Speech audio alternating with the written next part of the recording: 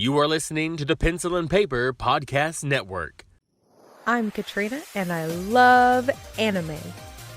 I'm Steven, and I'm aware of anime. But what if that affection could rub off? Perhaps that excitement in her eyes got me curious. I could offer up some solid anime. I could give them a watch, just to see what all the fuss is about. And maybe, just maybe, I could learn to love anime too. welcome to Inspired by a Weeaboo. Hello everyone and welcome back to Inspired by a Weeaboo. I am your host Katrina, and with me is my husband Steven. Hello. We just finished episode 39 of Fullmetal Alchemist. Whew, this one was a roller coaster ride. Oh yeah. Steven, what did you think? Well, like you said, a roller coaster. I wasn't sure it was going to amp up at one point because it felt like it was going to be a talkie where they're just discussing stuff. But no, things kind of picked up toward the latter half of the episode. So it starts off with Winry and Cheska being interrogated for what they were doing, and they couldn't really say what happened because they weren't really sure. They just kind of let him go, but not before Winry kind of let it out that there's something going on. They're not 100% sure what is going on, but just kind of laying out the warning that, hey, maybe you should be a little wary.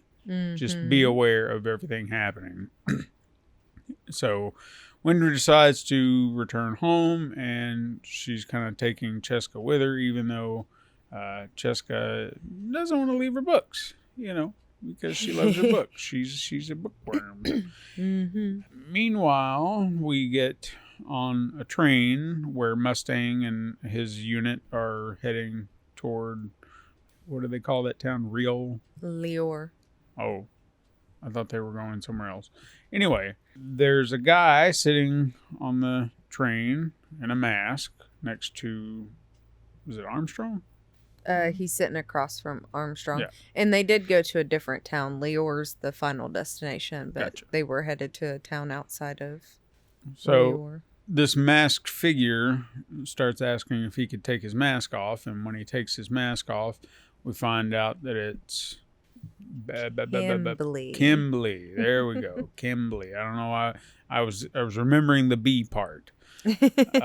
So obviously that kind of puts Mustang on edge immediately. And then Archer comes out and starts pretty much advocating for Kimblee being there in the first place, saying that, he's been reinstated and his charges have been dropped and everything that happened with him. And hopefully everybody remembers Kimblee. Katrina, if you want to remind everybody if you've forgotten. Kimblee was in the Ishbal War, and he was a state alchemist who started just horribly massacring not only the Ishbalans, but also his fellow soldiers. So he was arrested during the war and locked up for treason because he slaughtered so many of his own men. But then he escaped during the whole Laboratory 5 arc. And I don't think we've touched on this because Archer has been lieutenant colonel for the most part, but now he is officially colonel. Therefore, Mustang can't override any decisions. Yep. So he's kind of SOL at this point. He has to just suck it up. So, and obviously he's not happy about that. But anyway, we had seen Scar in a previous episode dragging a rock, and it was very brief, and they kind of mentioned it in passing at one point. I think that we've seen it twice. Yes. And I can't remember. One, it was just like they showed it and there was no context, and it was like, all right. And then they showed it again, but then it was during discussion of Scar. But again, we didn't really know what he was doing. So he's been dragging this huge rock around sand, and we weren't really sure what he was doing, or at least I wasn't sure what he was doing. I figured he was up to something, but I wasn't 100% sure. But the military apparently snapped a photograph Mm-hmm. of what he was doing. And back with Ed and Al and Marta, they're trying to sort out what they're going to do next. Mm-hmm. And I'm trying to think of, oh yeah, they were heading to Ishbal, or at least they were asking when they were going to get to Ishbal, and they were kind of already in Ishbal. Yes, they Like- were in the ruins, but it's literally, I mean, it looks like it would be the ruins of an ancient city, Yeah. not a civilization that fell a decade ago. Mm-hmm. So they start, looking around because obviously this is not what they expected. They I don't really know what they did expect, but it wasn't ruins, Mm-hmm. and they were just kind of taken aback by it all. So at this point, Marta is just like, so what were you looking for? And they kind of gave each other kind of affirmative nods to ensure that it was going to be okay to say what they were actually doing there. Mm-hmm. So they confided in her that they were there looking for the Philosopher's Stone, since it was supposed to be there or supposed to exist during the war. And Marta was just kind of taken aback by it, thinking, that nothing had ever been really, they didn't put up any fight, or the Ishbalans didn't. So it just didn't make any sense. And when Ed mentions how the war started, she's even more surprised that, how the military framed the story. Mm-hmm. So, because she's heard different things. So She witnessed different things. So she mentioned that she had been imprisoned in the 5th laboratory for about 14 years. And she's actually, 50? Well, not Or- 50. She would be.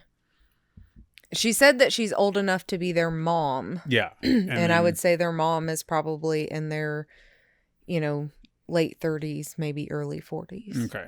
So she looks very youthful, but obviously Yes. she's much younger, or looks younger, because of her abilities, her chimera abilities.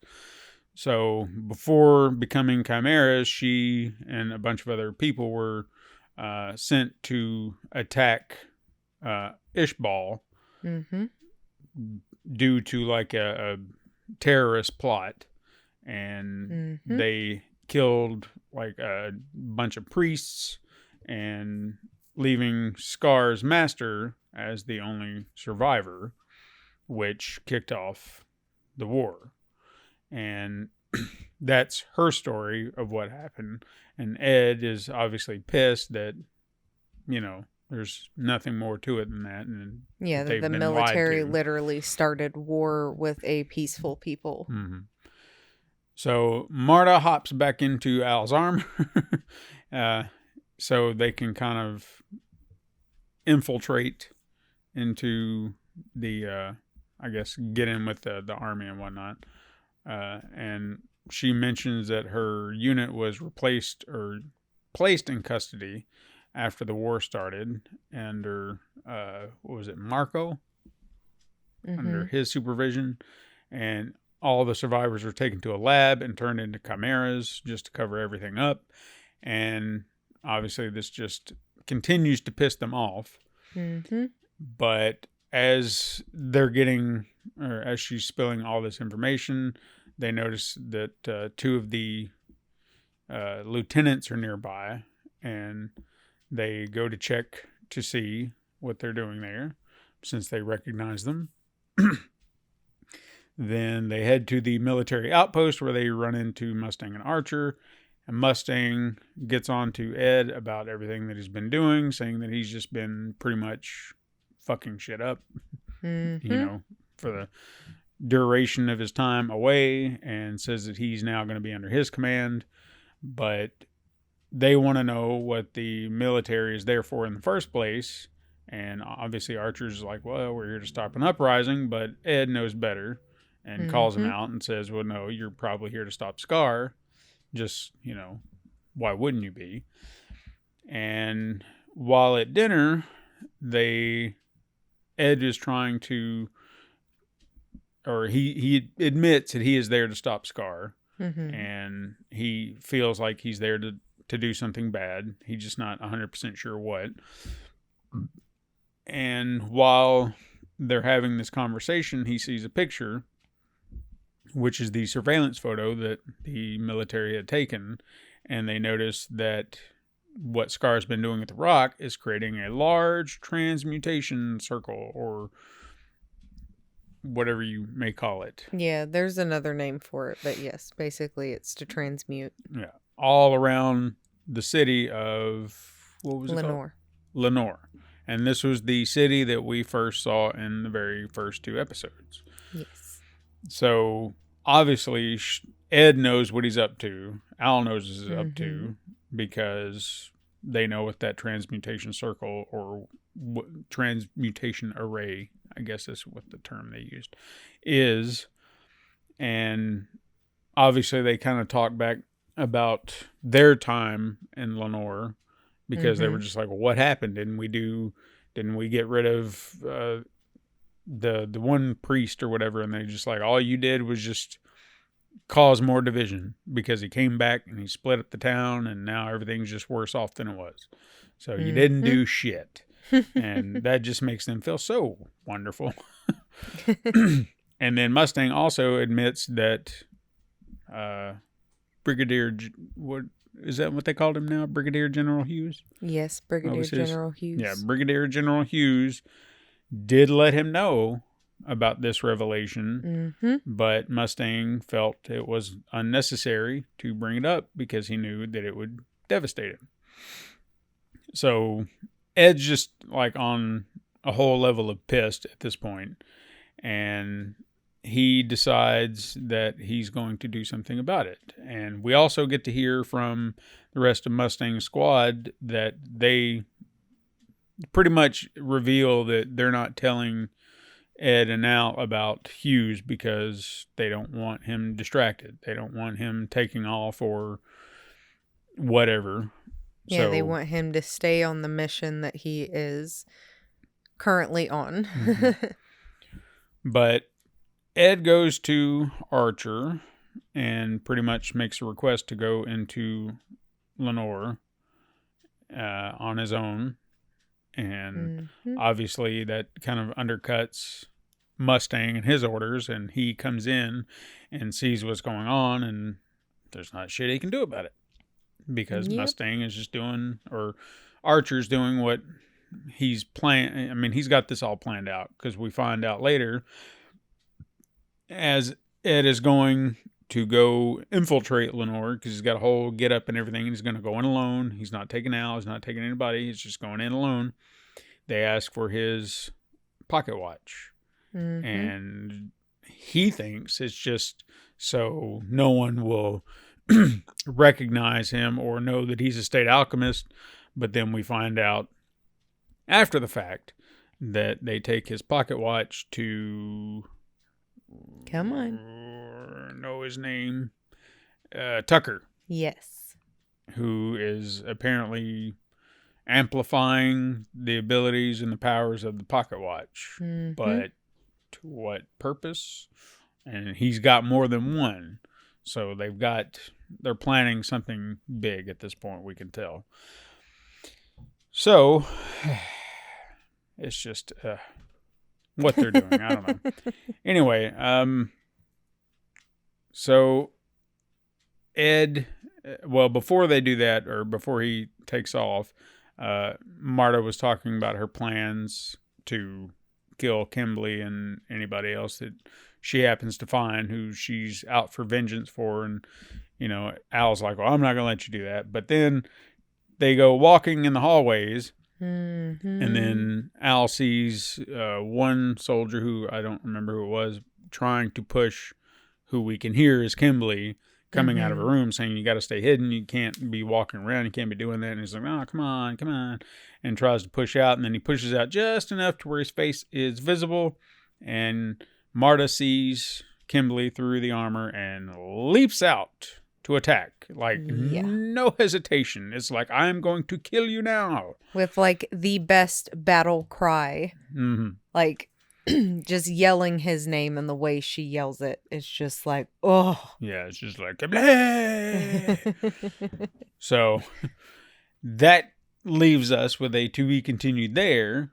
And then we go back to Ed, who's in Lenore, and he's trying to fit in. He's kind of in an old, I think it was the very first place that they wound up, wasn't it? Yeah, the little drinking oasis thingy. So, and that guy's looking at him, like, sure, I don't know you. And he's like, yeah, I get that a lot. It's fine. So as they're sitting, or he's sitting there just kind of checking everything out, the Holy Mother, as it were, starts walking through the town, and everybody's like, oh, we gotta look, and we're curious, obviously, who this might be, but we find out it is, what's her name, Rose? Mm-hmm. So Rose, and she was, remind me who she was. She was, she's the one that was the advocate for Father Cornello. And Father Cornello told her that he would bring back her love, yes, her fiance that had died and all that. And she's also the one that, Ed kind of gave a talking to before he left and told her to get up on her own 2 feet and use them. Right. So, obviously, a lot has changed in this town. And he goes to approach... Well, he kind of approaches her in a way like looks like he's just going to go get a closer look, but maybe something else. I don't know. But we also see Lust and Gluttony kind of sitting on an archway, kind of watching everything. And I don't really know what the hell they were talking about. They were just kind of whispering. Well, they noticed Edward. And said, how ironic, I guess it was, that they ran into him there.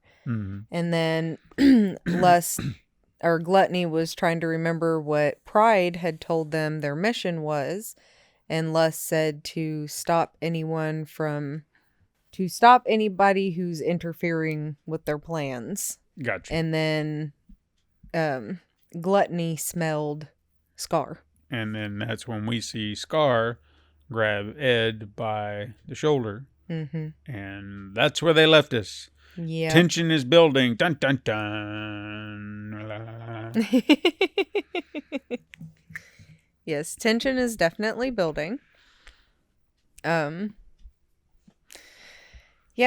it's starting that uphill. So I can't imagine that, seeing as how we have 11 episodes left from this point, because I'm almost positive we said there's 51. That there can be any downtime at this point, because where we're at right now, we've already started going up this hill to reach the end of the story, and I already feel like we're climbing that mountain, so I can't imagine we have another peak and valley at this point. Everything's got to go uphill from here, and things are just going to get more intense, more revelations. Yeah. Everything's going to come out. And does it relate to the manga? I almost said manga. Manga like a Western buddy. Manga. Sorry. No, we're well past the point where it no. is the same as the manga. So I'm just curious to know, because but I don't know. Because, if no one knows, because this is what, did I get it for Christmas? You got it for... Or no, it was the anniversary. Was it our anniversary? No, Mother's Day. Was it Mother's Day? I don't remember. You got it for one. He got me the entire box set of Fullmetal Alchemist. The manga. So she has now read the manga. She has watched the original show. You have watched Brotherhood? I have watched Brotherhood. So she knows all 3 versions of the story. Technically, I'm still reading the manga. Oh, I thought you were done with that. No. So, I'm curious to see how it diverges at some point. But for this version of the story, we got to keep going up. Yeah. And so the final battle is approaching. Yeah, dark days are ahead. 11 episodes. I can't believe we've come this far. And we still have several. Well, I won't say several, but we still have. Yeah, we still have a few people that are still, a big part of the story that have yet to make their appearance. And I keep saying 11 episodes and a movie. 11 episodes and a movie. It's like Community, but not really. So, I'm excited to see where it goes because this has been a fun ride thus far. And I hope I can say that it concludes in a satisfying way. But, people chuckling over here who know better. I don't know. I just know how people feel about how it concludes. Okay. Especially like the movie. All right, fair enough. I like the movie. But then again, I like this version of the anime. I like Brotherhood too, but I still like this one. Yes. Okay.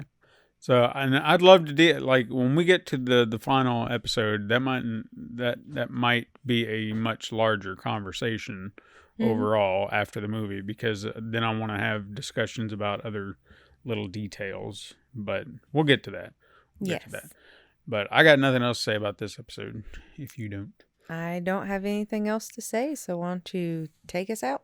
All right, everybody. So, you can listen to us on your favorite podcasting app like you're doing right now. And if you've got friends who love anime, tell them to listen on their favorite podcasting app. And if they like the show, give us a 5-star review. You can do that too. Wherever you listen, it helps the show grow and get other people interested in listening to our show. And you can support the show on Patreon, patreon.com/pencilpaper productions, and find us on any podcasting, or you can find our webpage. That's what I'm trying to say. pencilpaperproductions.com/inspired weeaboo. All the links are down below in the show notes. So it's a simple click. All right, my little weebs. We'll see you next time.